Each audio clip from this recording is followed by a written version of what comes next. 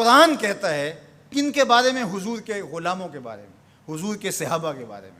والذین معہ، اور جو ان کے ساتھی ہیں، ان کے ساتھ ہیں، اشداء علی الکفار، وہ کافروں پہ سخت ہیں، رحماء بینہم، اور آپس میں نرم۔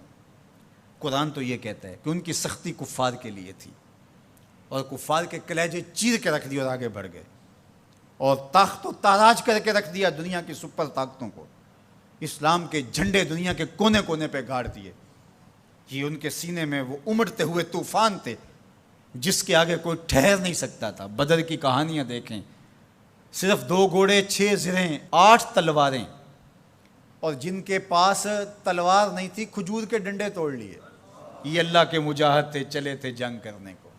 کیا جذبوں کی فراوانی تھی، کیا دل آویز کہانیاں ہیں ان کی عزتوں کی، کیسے کھڑے ہوئے اور کس شان سے کھڑے ہوئے۔ تو قرآن تو یہ بتاتا ہے، سید کی کتب تو یہ بتاتی ہیں، رسول اللہ کے فرمان تو یہ بتاتے ہیں کہ کفار کو انہوں نے چیر کے رکھ دیا اور آگے بڑھے، اور کفار کے لیے سخت تھے لیکن آپس میں نرم تھے۔ اب عبداللہ ابن سبا کے متبعین کی گھڑی ہوئی لولی لنگڑی روایات یہ بتاتی ہیں کہ یہ آپس میں لڑ رہے تھے۔ تو مجھے بتائیں، ہمارے نظریے کے لیے جو دلیل چاہیے وہ قرآن اور حدیث سے لیں گے یا عبداللہ ابن سبا کے متبعین کی گھڑی ہوئی روایات سے لیں گے؟ تو قرآن تو یہ بتاتا ہے رحماء بینہم، یہ آپس میں نرم دل تھے۔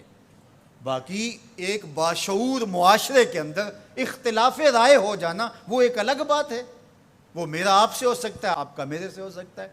آپ جتنی دور سے چل کے آئے ہیں، محبتوں کے ساتھ آئے ہیں، ایک محبت لے کر آئے ہیں، لیکن میری کسی بات سے آپ کو اختلاف ہو جائے تو اس کا یہ مطلب تو نہیں کہ میں آپ کو اپنے مخالفین کی فہرست میں شامل کر دوں۔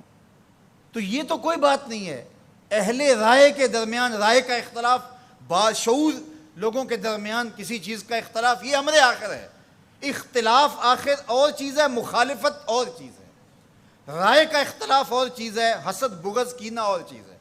تو قرآن نے جو بتایا ہے رحماء بینہم، یہ آپس میں نرم دل تھے، آپس میں بھی ان کی محبت تھی، اور اہل بیت کے ساتھ ان کا جو ربط و رشتہ تھا وہ عقیدت کا تھا، گہرا تھا، مضبوط تھا۔ یہ آپس میں ہر وقت جو تاریخی کہانیاں بتاتی ہیں کہ دست و گریبان رہتے تھے، ایسا قطعاً نہیں ہے، بلکہ ان کی پیار کی کہانیاں ہیں۔ مسجد سے باہر نکلتے ہیں جناب ابو بکر رضی اللہ تعالیٰ عنہ اور مولا کائنات سیدنا علی المرتضیٰ رضی اللہ تعالیٰ عنہ، آگے امام حسن کھیل رہے ہیں، بچے تھے، تو حضرت ابو بکر اٹھا کے کندھوں پہ بٹھا لیتے ہیں، اللہ اکبر، کندھوں پہ بٹھا لیتے ہیں، اور حضرت علی سے مخاطب وہ کہتے ہیں یہ تیرے جیسا تو نہیں، یہ تو حضور جیسا ہے، اس کی شکل تو حضور سے ملتی ہے۔ تو مولا علی آگے سے مسکرا رہے ہیں، کہتے ہیں یہ شبیہ رسول ہے، علی یہ تیری شبیہ نہیں، یہ رسول اللہ کی شبیہ ہے۔ تو یہ محبت کی کہانیاں نہیں تو اور کیا ہیں؟ یہ الفت کا جہاں آباد نہیں ہے تو اور کیا ہے؟